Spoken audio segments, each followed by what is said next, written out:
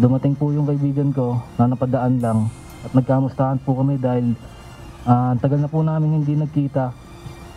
Then bigla na lang pong may dumumog sa amin ng mga kalalakihan at agad po ang pinasasan, sinakay po ako sa sasakyan nila.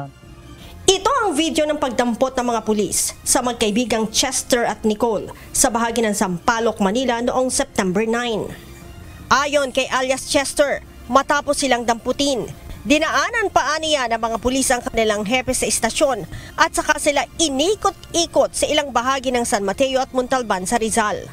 Doon po kinuha po lahat ng gamit namin. Doon pa lang din po sila nagpakilalang pulis. Doon po, noong mga panahon na yun, tinatanggal po nila yung mga plaka nila, pati po yung conduction sticker po ng sasakyan nila. Kaya ako po, nagtataka na po ako kung bakit po ganun yung mga ginagawa nila. At pagkatapos po nun, sinundo po namin yung hepe nila sa headquarters, MPD. Tapos dumiretso po kami sa Montalban. Paikot-ikot po kami ron sa Litex, San Mateo, Marikina. Takot na takot umano siya dahil sa mga pagbabanta na naririnig nila sa mga pulis. Sinasabi po nila sa amin na isa-salvage daw po nila kami na hindi po manamang dahilan. Doon po, tas paikot-ikot lang po kami ron sa kabundukan po ng Rizal. Huminto po kami sa San Mateo mga 1 oras po. Tas nakausap po nila yung kapatid ko dahil tumawag po yung kapatid ko. Ayaw po nila sabihin kung nasaan po kami. Bumalik lamang umano sila sa Sampaloc matapos na magutom ang mga pulis at kumain sa isang restaurant. Dito na siya nakakuha ng pagkakataon para makatakas. Pagkatapos po, dumiretso po kami doon sa Maseda, sa may kainan po sa Egoy Sisling. Doon po, nakatiyempo po ako na takasan po sila dahil iniisip ko po yung mga anak ko, sir, dahil batang-bata po yung mga anak ko. Tanggol pa lang yun, sir, 10 buwan. Yung isa po 2 taon. Paano na lang po, sir, kung nawala po ako o kung sinalvage po nila ako, sir. Kaya napilitan po talaga akong tumakas, sir. Naiwan naman ang kaibigan niyang si alias Nicole sa sasakyan ng pulis na siyang sinampahan ng kasong paglabag sa Section 5 selling at Section 11 possession ng Republic Act 9165 o Comprehensive Dangerous Drugs Act of 2002.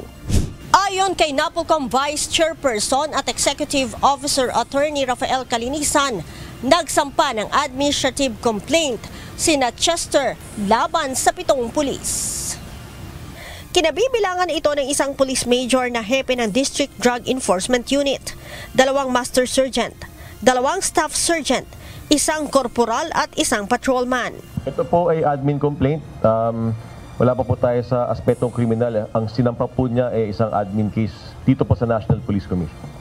Ngunit ayon kay Commissioner Calinisan, sa paraan pa lamang ng pag-aresto ay mistulang mayroon ng paglabag ang mga pulis.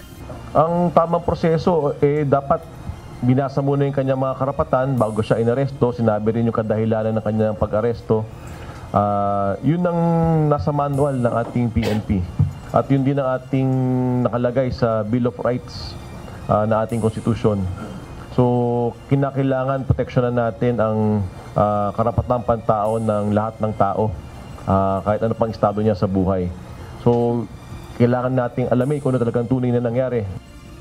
Handa naman ang NAPOLCOM na pabigyan ng seguridad ang pamilya ni alias Chester laban sa mga abusadong pulis.